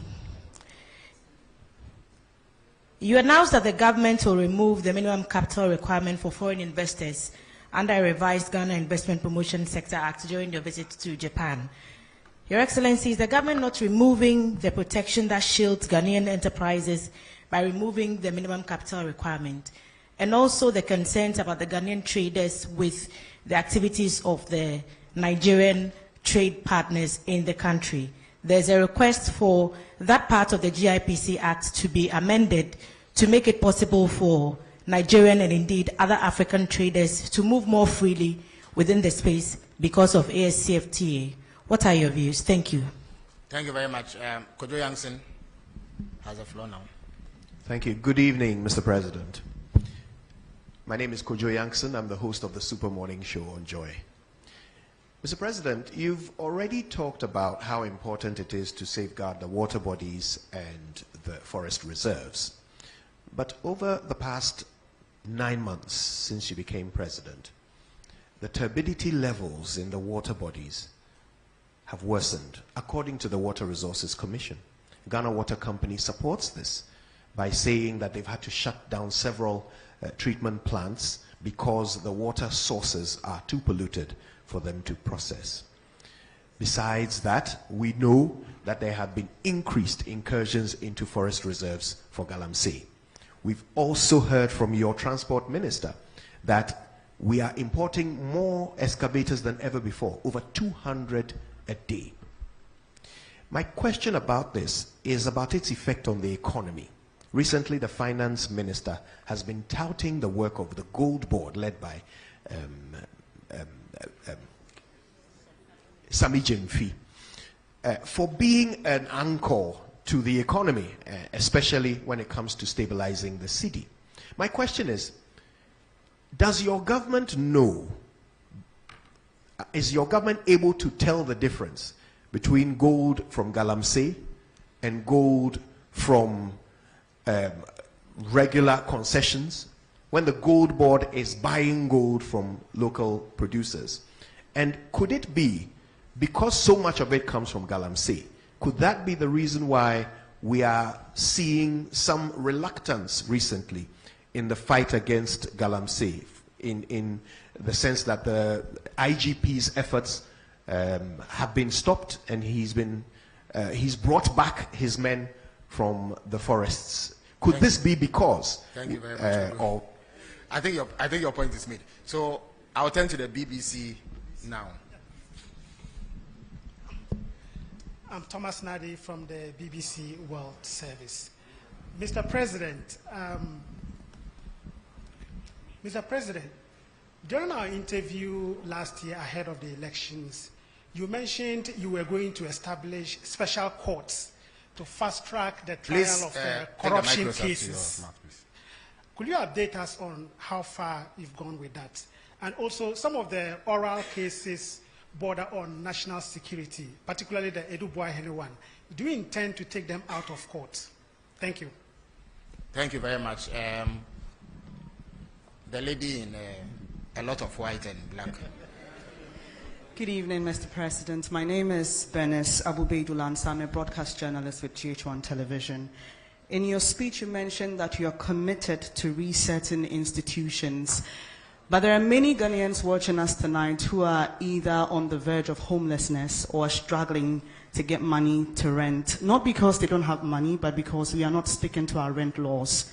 I just want to ask when your reset agenda will reach the housing sector, particularly for the State Housing Company Limited in putting up real affordable homes for many Ghanaians, and the Rent Control Department in protecting vulnerable Ghanaians. Thank you very much. His Excellency has granted a special dispensation for the lady in less white and more black to ask a question. After her, we will grant yet another dispensation to our friend from the Upper East region who has come all the way. And then Randy Haji of Wezo TV will bring the question session to a close. Please go ahead.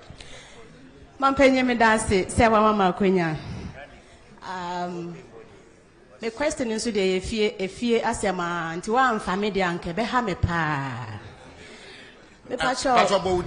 Medin Ede Monica is Anoba home-based television. Me pa cho wa bole bamboy tuna kalba ya kwan no enye ese ya che ye bre yetimi di 16 hours don shi dunsia na ye ndru fie ye bisa se mampenyi de na wo ye de amayen ye mu bia ye ntimi mfasre fom an e befe ye ne den so bin so ene bamboy enko a yetimi di don shirim yenu e wo ho na ye mfiri mu enam so makwemu kan for me share am robbers omunso afasa akwenya no so haye pa na musuo bo na okokasa okofa state transport which is STC then you due because omono they drive with care and caution to on kan ho kra enti ene na wunyandri obede nyane ada sori sa na ona si na tai wadaroma odi anka kwan ho nsem de nka oya ade pa na ye de na ye de wayi ye free musa da ben ene ye hwe wenim se obofia boy. So our friend from the Upper East region would have Upper West region. Is it Upper East? Upper East region, yes. But you have only one question, please. Thank you very much. Only one of you is allowed to ask a question. So thank since you very much from the same region, please go ahead. Yeah, go ahead. Thank you very much for the opportunity. My name is David Adapuna from Mike FM in Avrongo, Upper East region. Your Excellency, one of the things that beats the hearts of my people has to do with the Polygo Multipurpose Dam. This was an initiative that was started by the NPP government, but unfortunately, we could not see its completion. This project held so much prospects, including that of irrigation, power generation, and flood control. Just recently, the Barry Dam was opened and we saw the devastation it caused. We're asking, now that the project is not happening, what plans will your government, your Excellency, have for my people so that our concerns are addressed? Thank you. Thank you very much. Okay, so please go ahead. Okay. Grant him the... Thank you very much, Your Excellency. I'm called Joshua Asa with A1 Radio and Bolga FM in the Upper East region. Mr. President, in our region, that is the Upper East region, currently we do not have a standard sports stadium. And as a result, sports and youth development are greatly hampered. The only existing structure which was built in the 70s to serve as a sports stadium, is no longer fit for purpose. What are the plans of the government to ensure the Upper East region has a modern sports stadium? Recently, we saw a young man who walked from Bolga to the nation's capital to solicit for a sports stadium. I don't know if the president is aware of this. Thank you very much. Thank you very much. So, Randy has the last word. Thank you, Mr. President. Please, Mr. President, I want to find out the latest updates on the Ghana's version of Ashigame proposed to be established at Aplawu. And also, per my last checks from the whole airport, there were plans to establish an aviation school. How far with that one too? Thank you. All right. Thank you very much. His Excellency will answer these questions.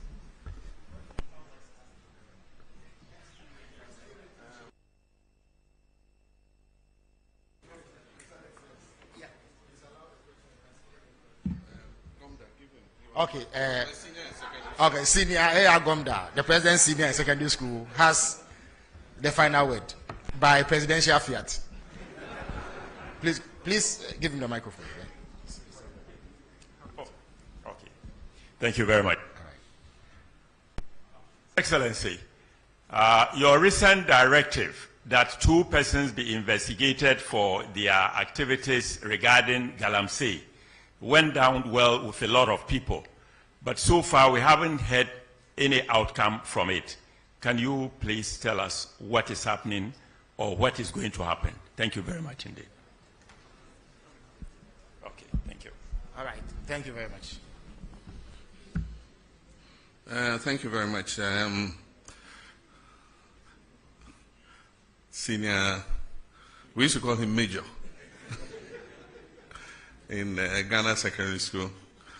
When I came to Form 1, they were in Form 3, Yeah, and he was, as a very little boy, and he was one of my protectors. He used to protect me from bullying, and that's why I gave him the last. The first question was from, what's your institution? Oh, Radio France. Yeah, okay, it's about Ghana-US relations. First, we were slapped with 10% tariff that was increased to 15%, and then we're included in 36 countries that were going to be placed on a visa ban. But in the meantime, all 5-year visas were cancelled, and we were restricted to single entry 3 months. It shows the tightening situation in our foreign relations, but I do think that we still enjoy good relations with the United States of America. We were approached by the U.S. to accept third-party nationals who were being removed from the U.S. And we agreed with them that West African nationals, were acceptable, because all our fellow West Africans don't need a visa to come to our country. So if they decided to travel from US to Accra, they don't need a visa anyway. So if you're bringing our colleague West Africans back, I mean, that's okay. And so I think that agreement has been activated, and a first batch of 14 nationals came. Several of them were our Nigerian brothers. They opted to go back home, and so we facilitated, we put them on buses, to be able to go back home. One of them was a Gambian who it's not as easy. You have to get him an air ticket to be able to facilitate his travel. So what we've done is contacted their embassy to let them know of his presence so that they can facilitate his return to Gambia. And so that's the issue with regards to deportations and arrivals. West Africa has the protocol of free movement, and so any West African is free to come to Ghana and be able to stay for 90 days. And so if they decide to bring them, I mean, we don't have a problem accepting them. Then with regards to the GIPC Act, well, we are living in a new environment. We have the ECOWAS Trade Liberalization Scheme. We have the African Continental Free Trade Area that wants us to open our markets to each other. And so the former protective regime is changing. And so we need to review the GIPC Act to be able to take cognizance of that. And aside from that, there's limited foreign direct investment in the whole world. And so you need to place yourself in a position where you're able to attract as much foreign investment as possible. So when you put a barrier of $1 million, there are people who, with $500,000, can open a manufacturing establishment. But because you say he must show $1 million of transferred capital into the country, then you shut out that investor. And that's why, as part of the GIPC review, we're removing the minimum requirement so that anybody who wants to come and set up a business in Ghana to provide employment for our people is welcome to come. But that is different from the issue of the markets. And so there's advocacy that we should review that issue with markets. The current law restricts retail sector to only Ghanaians. And there are people who argue that it's anti-competition and so many other things. But of course, in most countries, you want to reserve a certain portion of the economy for your people. And so Parliament is going to look at it, and eventually whatever law they pass is what we have to live with. I never expected, or I never deluded myself, that the fight against illegal gold mining or Galamsey was going to be an event. I mean, definitely, there's no magic wand. The decay has eaten so much over the last 8 years that it's going to take a lot of work to be able to overcome it. And I didn't expect that in 18 months we would declare victory in the fight. As the livelihoods of about 4 million Ghanaians is on small-scale mining. And so it's going to be a process. It's not going to be an event. But we will not give up. We have a determination to get on top of it. The Gold Board was introduced as part of reforms. And if the Gold Board was not introduced, I mean, those who were taking the profits from the small-scale mining sector were the foreign traders who were taking that money away. In 6 months, we have exported over $6 billion. About $4 billion of that money was going to go into the private or foreign traders. And so the first thing is you shut the stable door so that the horse doesn't escape, which is what we've done. So if it's from illegal sources, it's from legal sources. At least it's our land that is being destroyed. So let us get the benefit of it instead of foreign traders. So that's the first thing. But if you go and read the Gold Board law, it has a requirement for tracking and tracing. And as I speak, the Gold Board is working with an organization to put on a track and trace system. And so they're going to see those who have legitimate license requirements so that they can assist them in responsible mining, so that we can buy that gold off them. Once we do tracking and tracing, it's in our interest, because then we can export under LBMA, and we'll get more profit from exporting under LBMA. So the Gold Board is not just about buying gold, it's also about financing responsible small-scale mining. And mind you, small-scale mining is not illegal in this country. It's provided for in our laws. It's just that in many cases, we've not even trained the miners about what responsible mining is. You just see anybody who gets an excavator just goes anywhere and starts digging and washing. But small-scale mining takes place in Australia. It takes place in Canada. And so as I speak, we are organizing a trip for the Small-Scale Miners Association to Australia. Australia has given us an invitation to bring them to come and see how small-scale mining is done without destroying the environment. And so that's something we're going to take an advantage of. And the Gold Board is leading, and the Ministry of Lands and Natural Resources are leading that charge. Only recently, our Minister for Lands and Natural Resources came back from Australia. And so we need to train these small-scale miners. The gold is a blessing that God gave us. It's a natural resource that God gave us to make life better for our people. It's just that the way and manner in which we are going about it is causing distraction to the environment.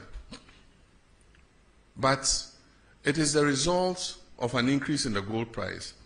And if you've read widely, you find that the same thing is happening in Peru. It's happening in several other countries because of the heightened gold price. And so for whatever little gold you're able to find, you get more money. Galamsey was not a problem when gold was $2,000 per ounce. But today, gold is pushing $3,600 per ounce.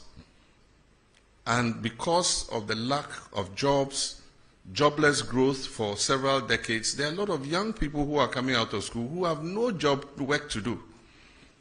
And so for them, that is the only livelihood. And so we must not think just about chasing them all over the place without providing alternatives for them. Because the alternative is that they should stay home and starve or go out and do something deviant. And that's why we came up with the cooperative mining concept, for which we recently lost our colleagues.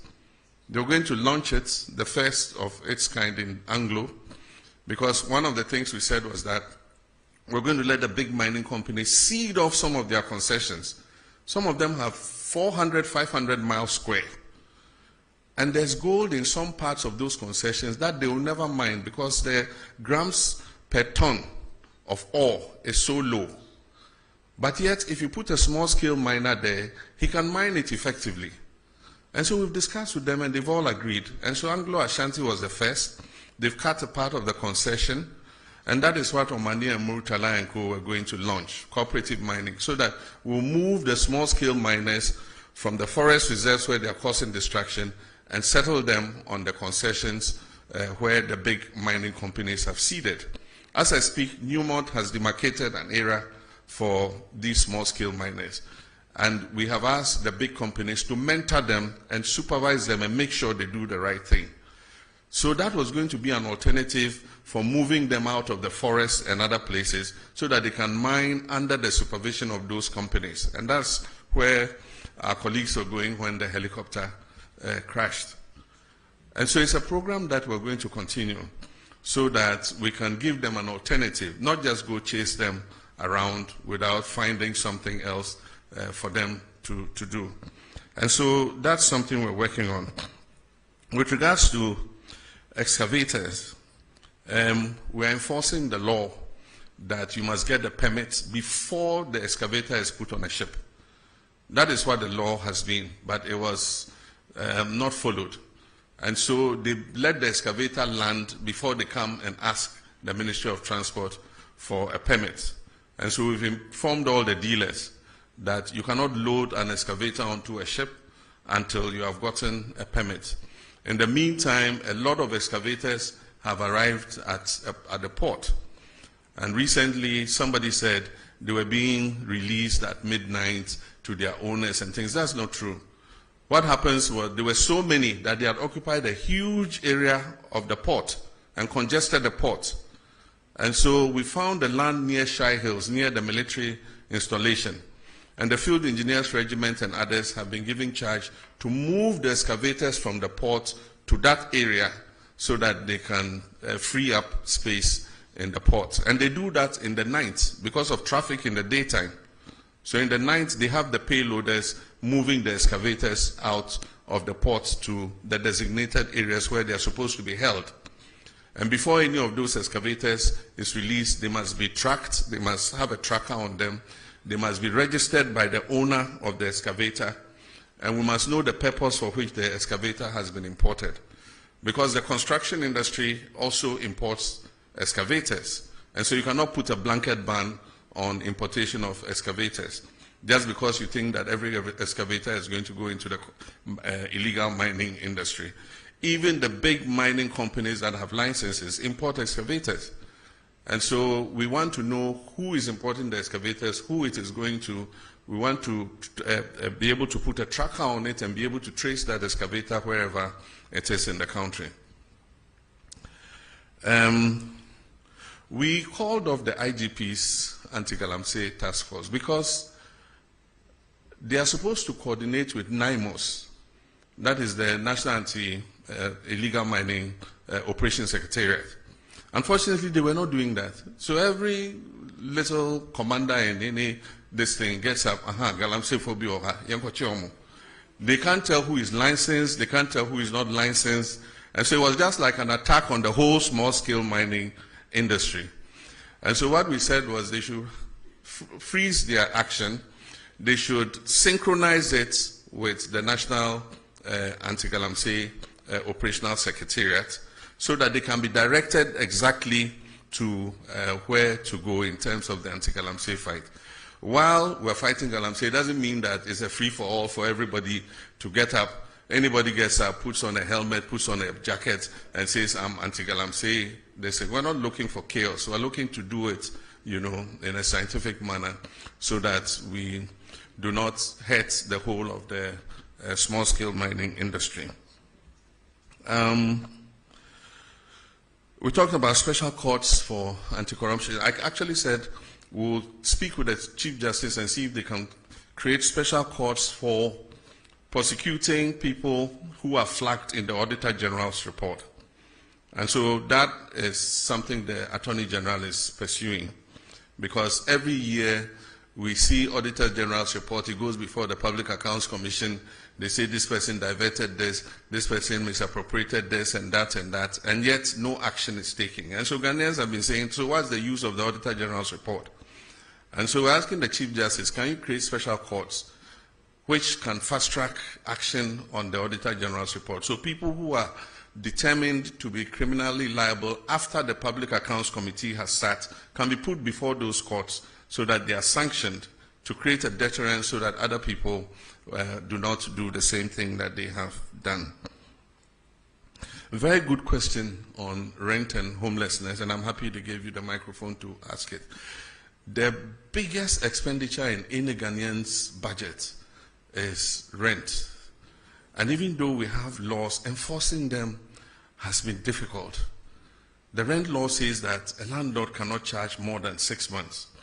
But the problem in enforcing the law is the connivance of the tenant and the landlord.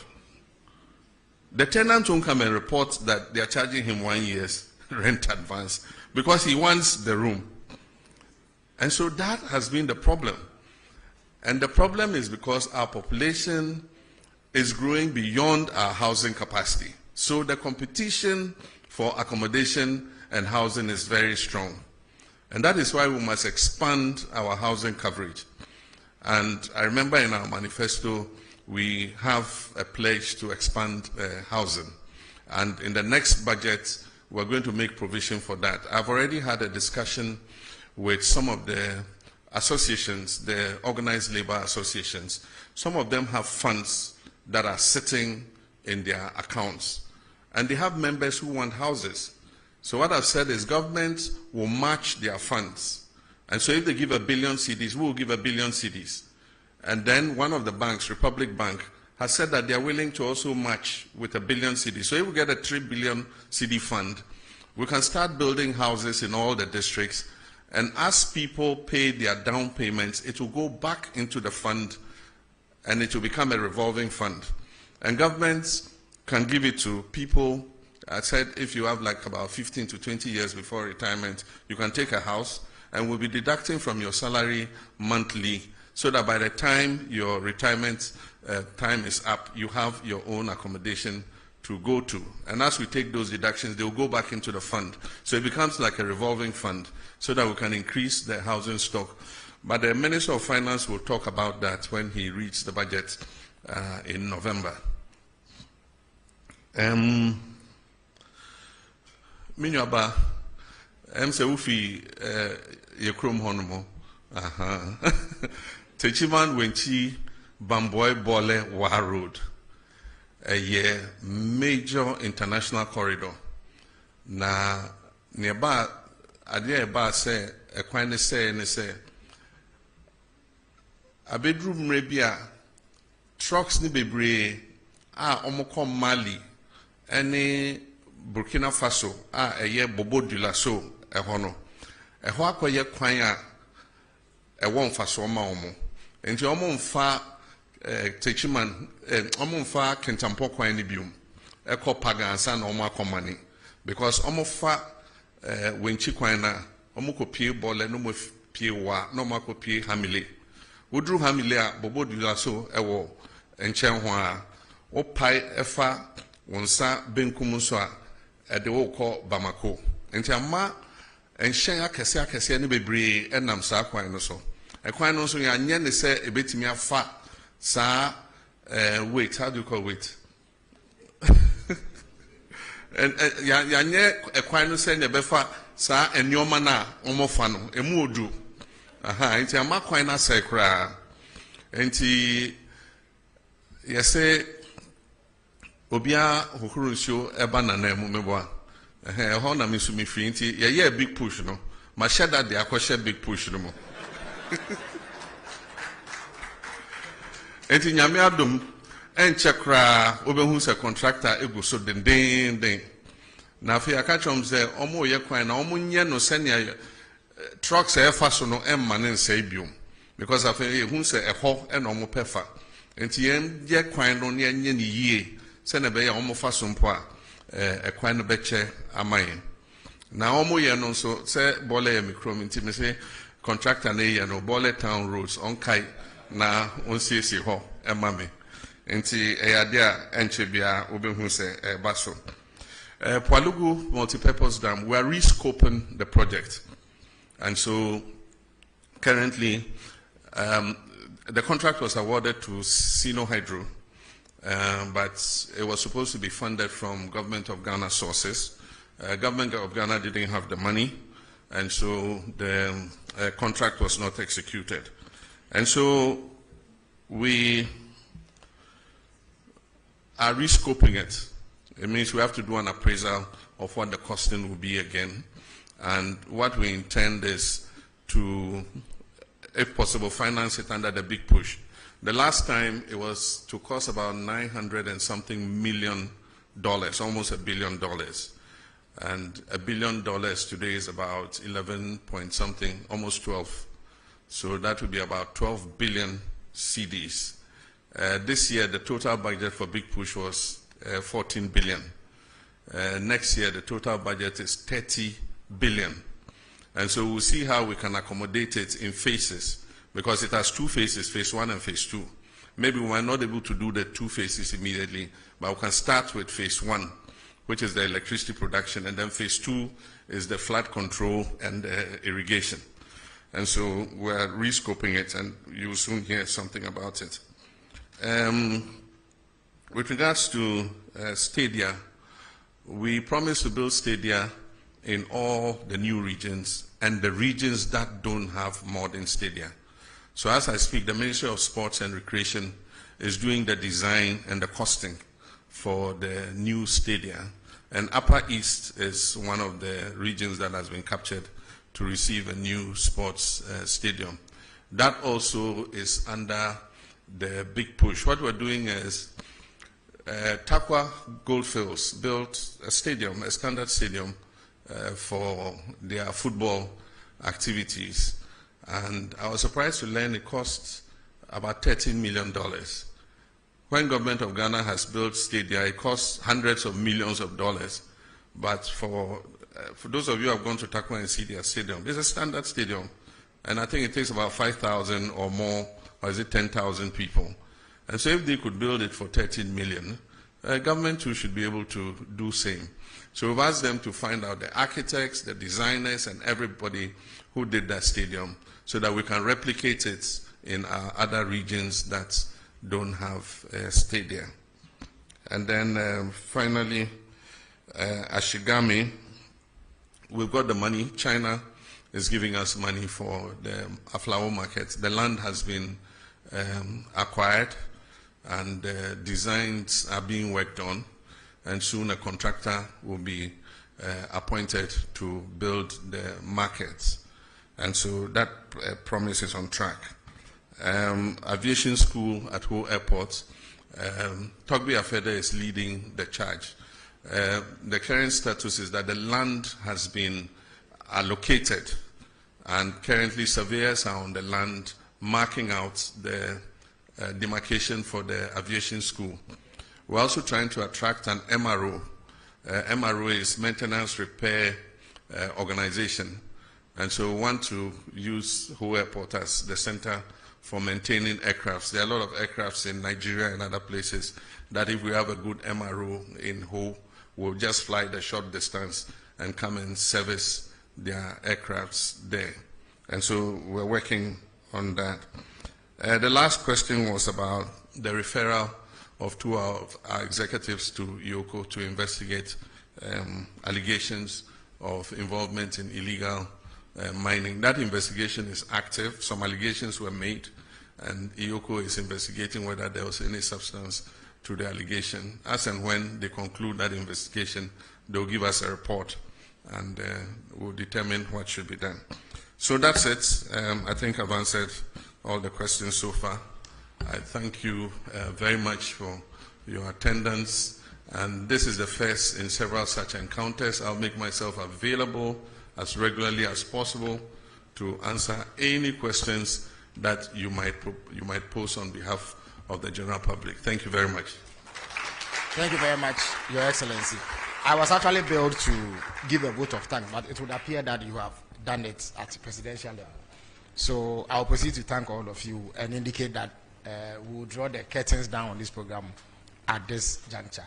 But before we do that, we will all stand for the national anthem, after which His Excellency will depart.